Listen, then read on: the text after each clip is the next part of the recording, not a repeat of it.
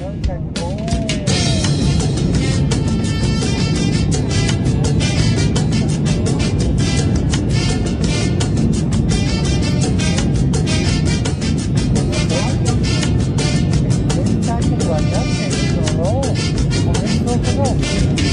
no lo sé, si alguien pregunta, no lo sé, no tengo idea cómo fue. Si lo supiera lo diría, quizás así mejor lo entendería yo. De una vez, del derecho y del revés, sé que llegó como valiente gladiador, luchando en nombre del amor, enamorando todo con una caricia perfumada, estratégica emboscada. Me enamoré de ti, necesito que respondas nada.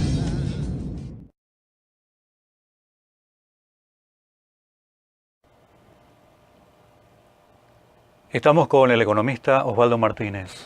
Muchas gracias por recibirnos. Muchas gracias a ti por entrevistarme. Muchas gracias por recibirme también, porque Radio La Habana también es su casa, ¿verdad? Tiene Sí, audición, tengo aquí programación. un programa que se llama Fidel, la economía mundial, que se transmite semanalmente.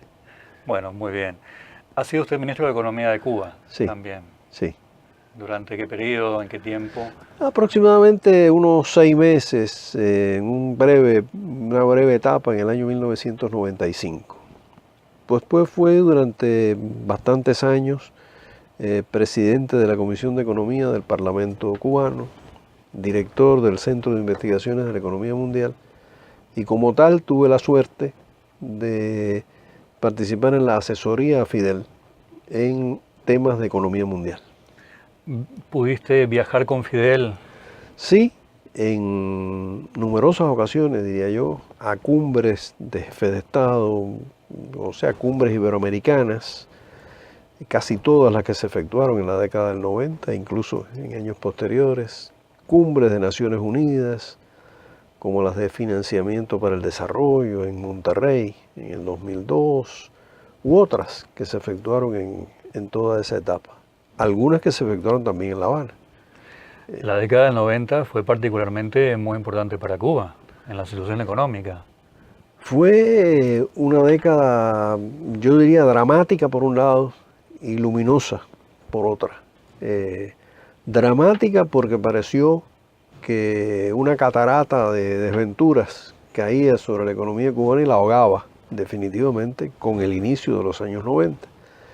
Y luminosa porque pese a todo eso y pese a que muchas en el mundo creyeron que a la revolución cubana le quedaban semanas, sin embargo Cuba fue capaz de resistir, fue capaz de hacer una reforma económica que hizo crecer nuevamente la economía cubana en medio de un bloqueo recrudecido. Por eso me parece que se da en la década del 90 esa dicotomía, ¿no? Es decir, por un lado, dramática, terrible en muchos aspectos, y por otro lado, luminosa y creativa. Y al frente de todo esto, por supuesto, estuvo Fidel. La historia puso a Cuba en un papel muy difícil y el valor de su gente, de su pueblo, la hizo salir adelante. Como tú dices, cuando pocos pensaban de que Cuba podía seguir con su proceso revolucionario. Efectivamente, muy pocos creían eso. Recuerdo cuando Fidel asistió a la primera cumbre iberoamericana que se efectuó en Guadalajara, México, en 1991, en junio de 1991. Había una gran expectación, por supuesto, por ver qué iba a decir Fidel en aquella cumbre. Trasladémonos entonces, y seguramente recordamos, que en 1991 el pensamiento neoliberal estaba en su apogeo victorioso. El pensamiento único, así llamado, se había impuesto. Era la época del fin de la historia, era la época de que se había producido recién el derrumbe de la Unión Soviética, la desaparición del socialismo real, así llamado. En fin, en que parecía que Margaret Thatcher tenía razón cuando dijo aquello de no hay otra alternativa. O sea, there is no alternative. Sencillamente todo el mundo tenía que ser neoliberal y capitalista, por supuesto. Entonces, en aquella cumbre iberoamericana había una gran expectación. Fidel Castro era como el diablo en medio de un coro de ángeles. El coro de ángeles era el coro neoliberal de presidentes latinoamericanos que prácticamente todos repetían los mismos principios del discurso neoliberal. Loas a la privatización, a la retirada del Estado de toda actividad económica, al libre comercio, a la libre circulación de capitales, y se esperaba que de todo eso surgiera la prosperidad para América Latina. Fidel fue, por supuesto, aquel que con un discurso de 7 minutos, muy contundente, conciso, destruyó aquel coro celestial. Y dijo cosas en esos 7 minutos, y estoy citando de memoria porque acabo de grabar el programa para Radio Habana, Cuba, y por eso lo tengo muy fresco, no porque yo tenga una memoria en nada comparable a la que tenía Fidel, por supuesto. Dijo, refiriéndose a la región latinoamericana, pudimos serlo todo y no somos nada. Y lo explicaba por la incapacidad de América Latina para avanzar en términos de unidad y de integración. Eso fue la... Y por supuesto, todo eso basado en un análisis de la situación económica y social de América Latina entonces. Fueron a lo largo de la década de los 90 y los primeros años del siglo XXI, numerosas reuniones, cumbres internacionales. Recuerdo con particular intensidad la Cumbre de la Tierra de Río de Janeiro en 1992. O sea, la que se llamó Conferencia sobre Medio Ambiente y Desarrollo, convocada por Naciones Unidas, a la cual asistió creo que más de un centenar de jefes de Estado, incluido el entonces presidente de Estados Unidos, Bush padre. El discurso de Fidel, que fue un discurso de nuevo de 7 minutos, como era reglamentario, es un discurso al cual, si se le lee, creo que no le sobra ni le falta una palabra. Es una realización magistral de un discurso que él lo trabajaba como un artista. Lo trabajaba, lo pulía, no lo daba por terminado prácticamente hasta un rato antes de subir al podio. Lo leía y lo releía. Lo releía, le cambiaba una palabra, le cambiaba otra. Él sabía de la importancia de que si se equivocaba en una palabra quizás se la utilizarían, ¿no? Él buscaba la perfección y sobre todo buscaba la claridad en la exposición, sin sacrificar por ello la belleza literaria que para él tenía también un valor. O sea que para Fidel un discurso de 7 minutos le podía llevar tal vez horas. El proceso de preparación duraba muchos días. Muchos días. Él pedía una gran cantidad de materiales de información. Eran temas generalmente internacionales los que se debatían, de economía mundial o de aspectos sociales, ambientales. Pedía una enorme cantidad de materiales. Con una capacidad de lectura increíble, leía todos aquellos materiales detenidamente. Era capaz incluso de detectar pequeñas erratas de escritura e incluso erratas de concepción entre los que le escribíamos o los que le entregábamos esos materiales. Por eso con él había que estar muy, muy cuidadoso y muy alerta en todo tiempo, porque tenía un olfato increíble para detectar cualquier inconsecuencia, cualquier falta de lógica, cualquier error histórico en lo que se le entregaba.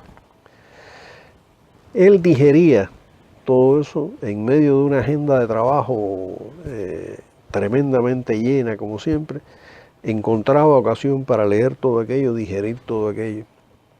Pero ese discurso de 7 minutos, ese lo hacía él personalmente, en el cual hacía como una especie de gran síntesis de todo aquel volumen de material que se había estudiado y en el cual trabajaba, repito, incesantemente hasta prácticamente minutos antes de subir al podio a pronunciarlo. Y los que formábamos parte del equipo de asesoría, de ayuda a su trabajo, sabíamos perfectamente que él iba a estar introduciendo cambios hasta el último minuto, prácticamente. Ese discurso en Río de Janeiro es aquel que comienza diciendo más o menos, no me atrevo a citarlo exactamente, diciendo una especie se encuentra en peligro de extinción por la rápida desaparición, por la rápida y progresiva desaparición de sus condiciones de vida, el hombre.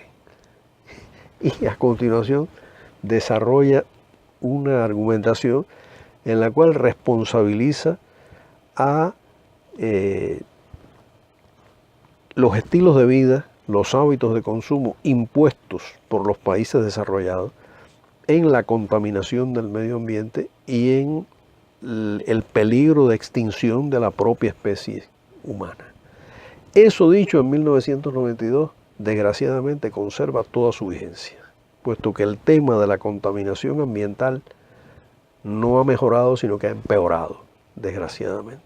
Y lo último es la retirada de Trump del convenio de Kioto y de los escasos avances que se habían logrado en este campo. Entonces, esa intervención de Fidel en Río de Janeiro se produjo en presencia de Bush padre, que estaba sentado allí.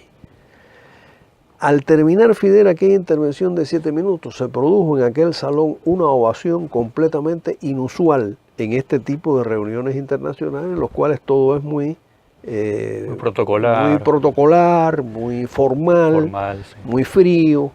Realmente fue una ovación inesperada completamente. Allí no había pueblo, no había pueblo. Allí lo que habían eran jefes de Estado, sus séquitos correspondientes de funcionarios, ministros, viceministros, etcétera, funcionarios internacionales de Naciones Unidas. Entonces fue una ovación inusitada que duró además largo rato, aquella ovación. Y a Bush padre no le quedó más remedio que batir palmas fríamente. No le quedó otro remedio que hacerlo. Y realmente fue una ovación que mucha gente, después funcionarios de Naciones Unidas, comentaban tras bastidores que no habían visto nunca un fenómeno como ese. Pero no fue la primera vez que esto ocurrió. Cuando Fidel fue a Nueva York, a Naciones Unidas, en el año 79, fue en calidad de presidente del Movimiento de Países No Alineados a hacer una información a Naciones Unidas de la cumbre de los no alineados que se había efectuado en La Habana, la sexta cumbre de los no alineados que se había efectuado en La Habana poco tiempo antes. Ese discurso de Fidel fue también notable. Ese fue un discurso improvisado, no un discurso de 7 minutos leído. Fue un discurso de tribuna en el podio de la Asamblea General de Naciones Unidas. Y fue notable ver cómo había una determinada hora, por supuesto, en que estaba anunciado que la intervención de Fidel Castro. Y la intervención de Fidel Castro y de todos los jefes de Estado que iban interviniendo. Cuando faltaban aproximadamente 10 minutos para la hora de la intervención de Fidel Castro, de pronto empezaron a quedarse vacías las oficinas del edificio de Naciones Unidas en Nueva York y los funcionarios de Naciones Unidas en pleno colmaron aquel salón y los pasillos laterales y en una forma inusitada también para escuchar a Fidel Castro. Y también al terminar aquel discurso, que fue largo, se produjo también una ovación completamente rara en aquel tan frío salón de la Asamblea General de Naciones Unidas. Entonces, son anécdotas, ¿no?, del impacto que producía Fidel. Estamos en los estudios Radio La Habana con el economista Osvaldo Martínez.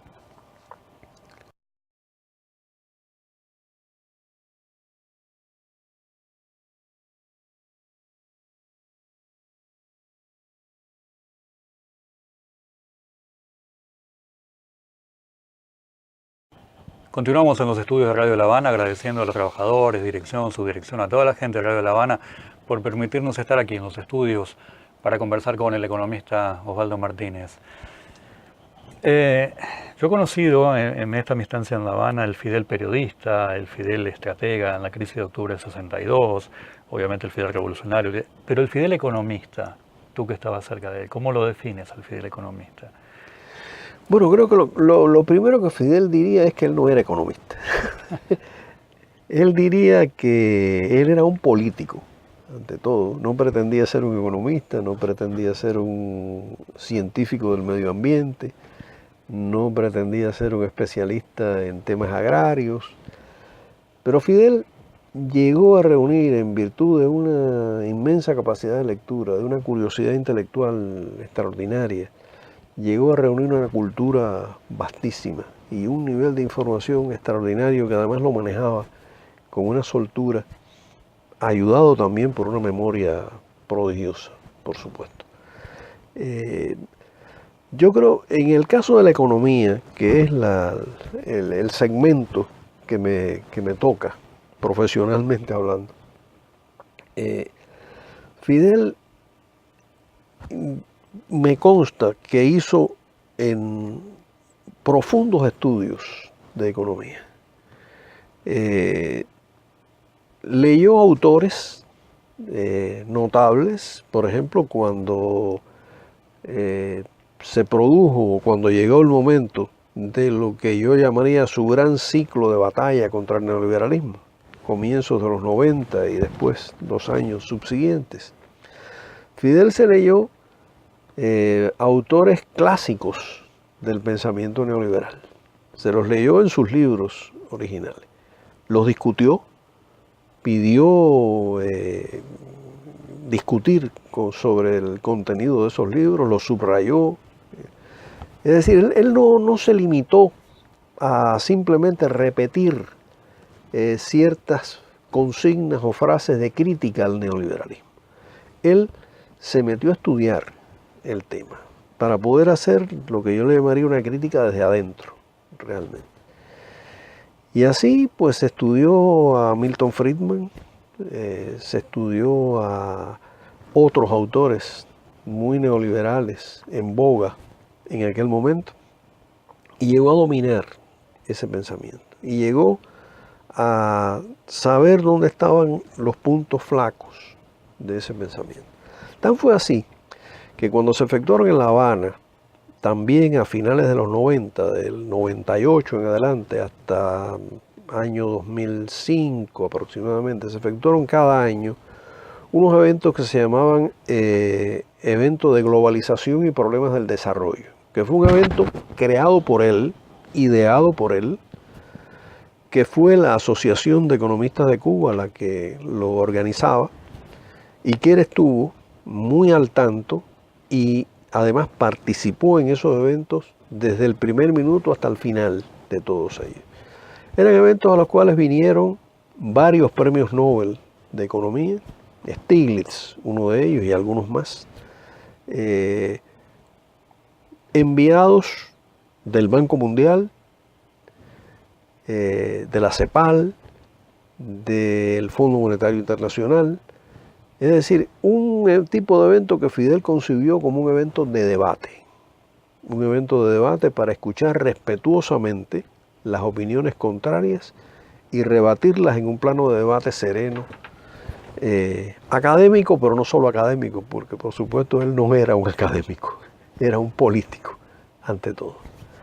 Pero él en todo momento pidió un tratamiento muy respetuoso a gente que no eran nada populares en Cuba en aquellos momentos, ni lo son ahora, es decir, funcionarios del Banco Mundial, del Fondo Monetario Internacional, diferente por supuesto de la CEPAL, que siempre tuvo una relación amistosa con Cuba, pero especialmente el Banco Mundial, el Fondo Monetario Internacional, vinieron a estos eventos, invitados por las autoridades cubanas, y expusieron sus ideas y se le rebatieron esas ideas en un plano académico de respeto.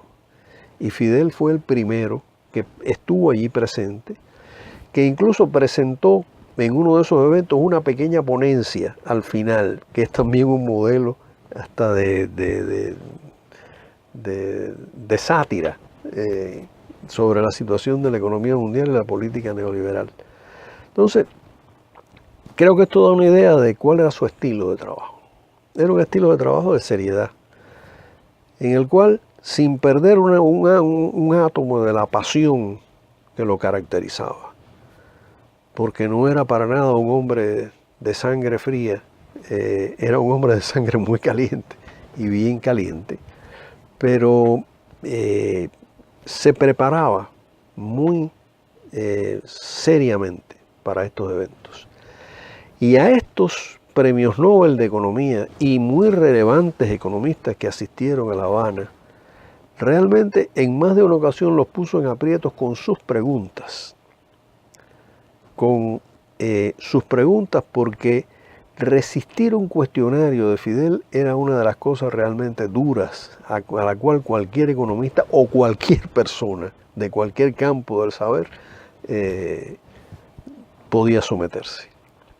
Fidel era un cuestionador incesante, preguntaba sobre todo, no admitía respuestas al buen tuntún, sino que pedía respuestas precisas. Con contenido, ¿no? Con contenido, con dominio del tema. Se daba cuenta perfectamente cuando alguien estaba tratando, como decimos en Cuba, de inflar globos, o sea, de engañar con una supuesta erudición sobre un tema que no se posee. Eso lo detectaba inmediatamente y no soportaba ese tipo de gente. Entonces, ir a una sesión de preparación de los discursos del comandante en jefe o de su preparación para participar en alguno de estos eventos, no solo para hacer el discurso, sino para participar en los debates, había que realmente prepararse bien, puesto que él podía preguntar sobre cualquier cosa, en cualquier momento, y, repito, no admitía respuestas fáciles o respuestas superficiales. Era un cuestionador, repito, incesante, y realmente era difícil en muchas ocasiones poder resistir un cuestionario de él respondiéndolas todas con exactitud. Osvaldo, pasemos un poco a la economía a nivel mundial. ¿Cómo la ves? ¿Hacia dónde vamos? ¿Qué pasará en esta lucha neoliberalismo? Acciones contra el neoliberalismo, como ha sucedido en Uruguay, precisamente en mi país, hace pocos días. Estos países solidarios de la América Latina que están tratando de salir adelante pese a situaciones de bloqueo o de oposición o de manipulación de la información, por ejemplo. ¿Hacia dónde vamos con la economía mundial? Bueno, desgraciadamente yo no tengo una visión optimista sobre la economía mundial. Bueno, mi visión sí es optimista a más largo plazo, por supuesto. Tal vez en un plazo que yo no lo veré. Pero en lo más cercano, creo que la economía mundial lo que se ha estado es balanceando desde hace varias décadas entre una y otra crisis. Y más que otra cosa, posponiendo una gran crisis mundial, económica mundial muy severa. A pesar de que en 2008 hubo una crisis que fue famosa porque se derrumbaron gigantes corporativos como Lehman Brothers u otros. Ocurrió la crisis del sector inmobiliario, las hipotecas chatarra, todo lo que en 2008 y 2009 ocurrió. A pesar de eso, creo que el sistema capitalista de economía mundial porta en sus entrañas una gran crisis, una enorme crisis que no ha tenido lugar todavía, porque han logrado arreglárselas para irla posponiendo a costa de lo que probablemente sea un estallido más grave todavía. Me da un poco de miedo. No quisiera parecer apocalíptico. No quisiera parecer apocalíptico, ni mucho menos. Y no se trata de un apocalipsis tampoco. Se trata simplemente de la lógica del sistema capitalista. El capitalismo es inseparable de sus crisis económicas. Creo que si se analiza la historia del sistema, digamos desde 1825, en que Carlos Marx detecta la primera crisis económica del sistema en la economía inglesa de la época, a partir de entonces, las crisis han sido un componente del ciclo capitalista. Es decir, un ciclo que se repite incesantemente, no en condiciones iguales, siempre con elementos nuevos, con características nuevas, pero igual en el sentido esencial de un movimiento cíclico que tiene a la crisis como uno de sus momentos inevitables. Esas crisis han menudeado a lo largo de todo el siglo XIX y en el siglo XX fue, por supuesto, paradigmática la crisis de 1929 al 33, esa que ha pasado a la historia como la Gran Depresión de los años 30, así llamada.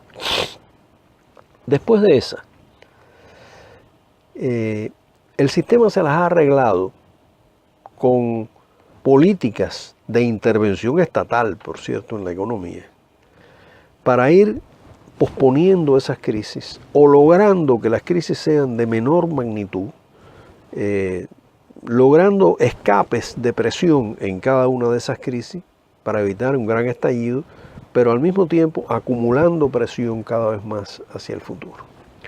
Hoy la situación es, yo creo, a pesar de que la economía mundial del 2010-11 en adelante ha tenido unos años de relativo crecimiento y de relativa bonanza, e incluso la economía de Estados Unidos ha logrado reducir el desempleo, ha logrado recuperar niveles de actividad económica. A pesar de todo eso, creo que estamos en presencia de un conjunto de síntomas que apuntan hacia una gran crisis. ¿Cuándo va a ocurrir? Por supuesto que sería demasiado arriesgado dar un momento, pero que están los elementos, ahí están. Y están sobre todo en la existencia de una inmensa masa de capital especulativo moviéndose en el mercado financiero y en la brecha inmensa que existe entre esa masa de capital especulativo y la economía real. O sea, esa economía real que produce bienes y servicios reales y que cada vez luce como un enanito insignificante frente a esa gigantesca masa de capital financiero especulativo que ha encontrado formas alucinantes de funcionamiento.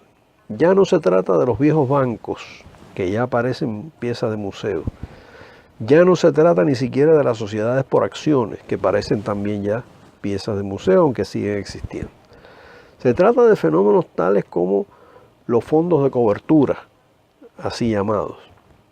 Se trata de la capacidad de movilizar todo el sistema de pensiones, todo el sistema de gasto militar de los estados, todo el sistema, incluso hasta los fondos de los sindicatos, en muchísimas ocasiones, convertirlos, es decir, ser absorbidos, aspirados por esa gigantesca masa de capital especulativo para especular en el mundo, inflando burbujas especulativas extremadamente peligrosas que en cualquier momento pueden estallar, como estalló la del sector inmobiliario en Estados Unidos en el 2008. Sí, en Europa también lo sufrimos muchísimo en España. Ahora me pregunto, en el caso de producirse eso, ¿sufrirán las grandes compañías o también sufrirá el pueblo en su conjunto más como siempre, digamos que lo sufre? ¿O será en general un todo? ¿O sería en general un todo? Bueno, en las crisis capitalistas siempre, desgraciadamente, son los pobres, los trabajadores, los que están en la base de la pirámide, los que más sufren. Siempre ha sido así, históricamente. Pero yo creo que no hay que ver la crisis solamente como un momento apocalíptico, como un momento de destrucción. Toda crisis tiene dos caras. Una es un momento destructivo, pero la otra también es un momento creativo, un momento de surgimiento de cosas nuevas. Yo no pienso, por supuesto, ni remotamente que el capitalismo se va a derrumbar en virtud de una crisis económica. Hubo economistas en la historia que pensaron eso y que hablaron del derrumbe automático. El propio capitalismo será resiliente. Que el propio capitalismo prácticamente se suicidaría a sí mismo en virtud de una gran y apocalíptica crisis económica final. Se reinventaría quizás en otras formas. El capitalismo siempre se reinventa. la crisis económica lo puede afectar profundamente, pero si no hay un movimiento político, entonces esa brecha enorme que se ha ido creando entre el capital especulativo y la economía real que es finalmente la que da empleo, la que da trabajo, porque la economía financiera apenas aporta empleos. El mundo tiene un gravísimo problema, la economía mundial, que se llama desempleo. Problema que va y viene, pero que se mantiene con toda su gravedad y que tiende a ir creciendo cada vez más. El hecho de que en Estados Unidos se haya reducido la tasa de desempleo en los años más recientes de Obama y en este momento, no niega de ninguna manera la historia del desempleo en Estados Unidos y la tendencia que el desempleo va incrementándose, mirando periodos un poco más largos. Esto es igual en Europa, esto es endémico en América Latina, endémico en Asia, endémico en África. Es decir, el gran problema del desempleo. El capital financiero, ese que permanece en forma financiera, en forma líquida, como diría Keynes, ese aporta muy pocos empleos. El que aporta empleo es el capital real, que se invierte en la economía real, esa que crea bienes y servicios reales, consumibles por los seres humanos. Estas inmensas masas de capital que ya están en un orden, una cifra realmente alucinante, que es de $1 trillón. $1 trillón. Es decir, ya no es 1 millón de millones, ya es mucho más de 1 millón de millones. $1 trillón más de capital especulativo que se mueve en la economía mundial y que además lo hace prácticamente sin controles de ningún tipo sobre sus movimientos. Capital especulativo que es capaz de venir abruptamente a un país y hacerlo derrumbarse, hacer derrumbar gobiernos, derrumbar monedas nacionales, como lo han hecho en muchas ocasiones, incluyendo la libra esterlina en su momento. Ese capital que se mueve caóticamente, sin control ni regulación alguna sobre él, sin informar a nadie de sus movimientos, estos escándalos de los Panama Papers y los más recientes aún no son más que puntas del iceberg en cuanto a la naturaleza y los movimientos de este capital especulativo financiero, que es un capital esencialmente parasitario, que en última instancia de lo que se apropia es de la riqueza real creada por la economía real, pero que con sus acciones cada vez seca más la economía real y cada vez la pone más en riesgo a una gigantesca crisis. Entonces, por eso decía que la economía mundial me parece que porta en sus entrañas una gran crisis. ¿Cómo será esta crisis? Nadie creo que lo podría ser capaz de decir. ¿Qué dimensión tendrá? Tampoco. Pero supondrá inevitablemente una buena destrucción de fuerzas productivas a nivel global. Pero tal vez surja de ella una conciencia global también, que no existe hoy en día, acerca al menos, no estoy hablando del socialismo, no estoy hablando de cosas más avanzadas, acerca al menos de someter a ese capital financiero a estrictos controles. El sistema capitalista incluso produjo teóricos capaces de darse cuenta de este peligro. Y uno de ellos fue tal vez el economista capitalista más lúcido de todo, que fue John Maynard Keynes, el padre del keynesianismo. Lamentablemente, hoy echado a un lado y sustituido por el neoliberalismo. Pero Keynes se dio cuenta perfectamente del peligro que significaba para el sistema, para los intereses estratégicos del sistema, no para la ganancia de corto plazo, que representaba ese capital financiero especulativo. Y lo más profundo de la economía keynesiana, y conste que no soy keynesiano, desde luego, pero lo más interesante y profundo de la economía keynesiana es justamente sus afirmaciones del peligro que representaba ese capital y sus medidas concretas de política para recortar ese capital, contenerlo y mantenerlo dentro de ciertos límites, que solamente pueden lograrse con acciones económicas de los estados, por supuesto. Justamente para permitir que el capital productivo, el de la economía real, pueda abrirse paso y dar empleo y multiplicar la inversión, como decía Keynes, y en definitiva permitirle al sistema que no cayera en crisis como la de 1930, vivida por Keynes y que constituyó la gran obsesión de su vida, por supuesto. Entonces, estas teorías se han abandonado completamente. Keynes, que fue el más prestigioso economista del sistema, hoy ocupa un segundo lugar y son las grandes luminarias neoliberales las que están en el foco. Y están haciendo justamente lo que Keynes catalogó o clasificó como peligros mortales para la existencia del sistema. De manera que no es por predicciones marxistas, ni mucho menos. Incluso el propio sistema ha producido economistas capaces de darse cuenta de los grandes peligros y plantearlos. Y actualmente lo que se produce es una ignorancia de todo eso. Una ignorancia, por supuesto, deliberada de todo eso. De esa crisis, de esa gran crisis capitalista, por supuesto, puede salir esa conciencia de la necesidad de limitar ese capital. Y pudieran salir también cosas más avanzadas.